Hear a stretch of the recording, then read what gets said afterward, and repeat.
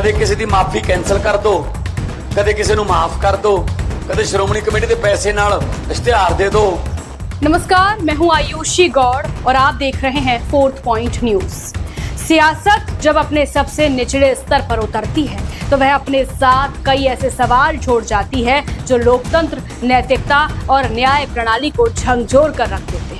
आज पंजाब की राजनीति के गलियारों से एक ऐसा ही बेहद संवेदनशील, गंभीर और हैरान करने वाला मामला दोबारा चर्चा में है, जिसने न सिर्फ राजनीतिक हलकों में भूचाल ला दिया है बल्कि सिख समुदाय की सर्वोच्च धार्मिक संस्था को भी इस मामले में हस्तक्षेप करने के लिए मजबूर कर दिया है।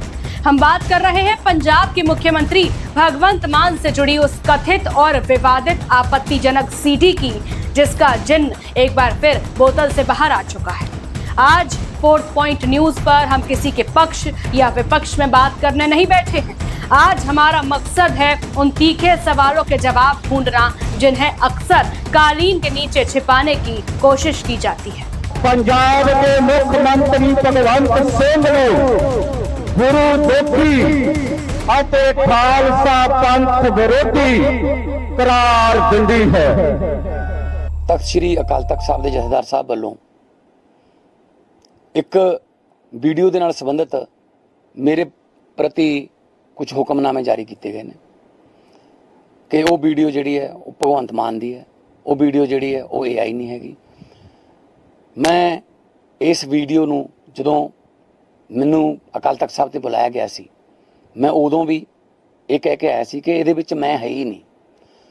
जिहड़ा बंदा उस वीडियो दे विच हैगा, ना मेरा उहदे नाल कद काठ मिलता है, ना ही मेरी शरीरक बनतर जिहड़ी है वो उहदे नाल मिलदी है। पर मैं हैरान हाँ कि धर्म के एडे वड्डे वड्डे अहुदियां ते बैठे लोग किवें अपने सियासी अकामां की शह ते इस तरह का झूठा प्रोपेगेंडा कर रहे हैं। इस तरह का कूड़ प्रचार जिहड़ा मैनूं बदनाम करने लई कर रहे हैं, क्योंकि मैं पंजाब च पानी की राखी लई, मैं गुरु साहब की बाणी की राखी लई, मैं किसानी की राखी लई, मैं पंजाब की जवानी की राखी लई फैसले लै रहा, जिहड़े कि फैसले उन्होंने बिल्कुल भी बर्दाश्त नहीं है। आज के मुख्य सवाल, सीडी असली है या नकली, इसका अंतिम फैसला कौन करेगा? श्री अकाल तख्त साहिब के आदेशों के बावजूद ठोस कार्रवाई क्यों नहीं हुई? इस पूरे मामले का कथित चश्मदीद कौन है? फॉरेंसिक जांच की मांग अब तक पूरी क्यों नहीं? जांच एजेंसियां मौन क्यों? क्या मुख्यमंत्री को खुद आगे बढ़कर जांच की मांग करनी चाहिए?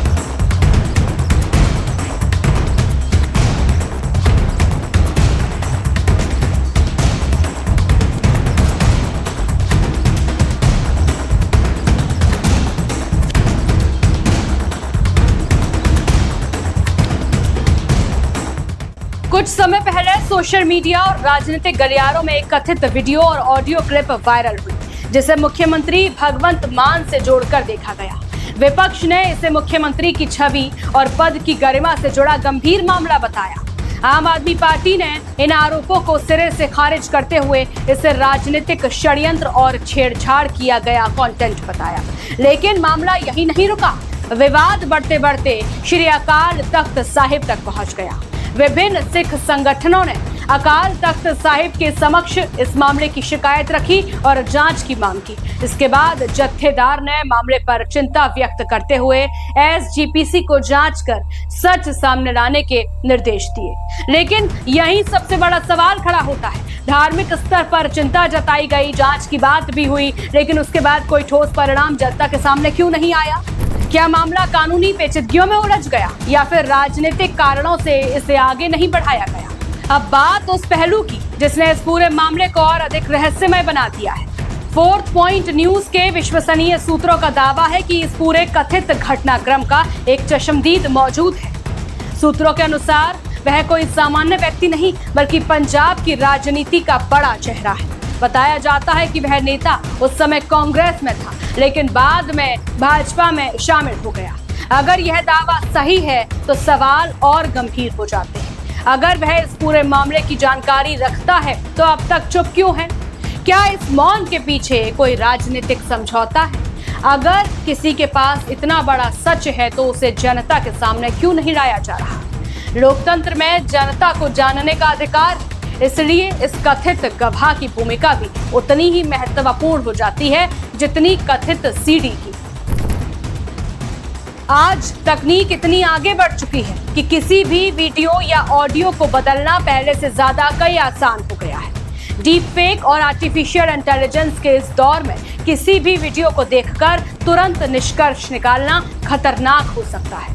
इसलिए यह कहना कि सीडी पूरी तरह असली है या पूरी तरह नकली किसी राजनीतिक दल, एंकर या सोशल मीडिया यूजर का काम नहीं। इसका फैसला केवल वैज्ञानिक जांच ही कर सकती है। फॉरेंसिक जांच के जरिए वीडियो, ऑडियो, मेटाडेटा और डीप फेक की संभावना का वैज्ञानिक परीक्षण किया जा सकता है, जिससे सच्चाई सामने आ सकती है। लेकिन अब तक सबसे बड़ा सवाल यही है कि क्या इस कथित सीडी की किसी स्वतंत्र और मान्यता प्राप्त फॉरेंसिक संस्था से जांच कराई गई? यदि नहीं, तो फिर सच सामने कैसे आएगा? जब तक कोई आधिकारिक रिपोर्ट सामने नहीं आती, तब तक आरोप और प्रत्यारोप का यह सिलसिला जारी रहेगा। जनता के मन में उठ रहे सवाल खत्म नहीं होंगे और राजनीति इस मुद्दे का इस्तेमाल करती रहेगी। इसलिए जरूरत है कि किसी मान्यता प्राप्त फॉरेंसिक एजेंसी से जांच कराई जाए और रिपोर्ट सार्वजनिक की जाए।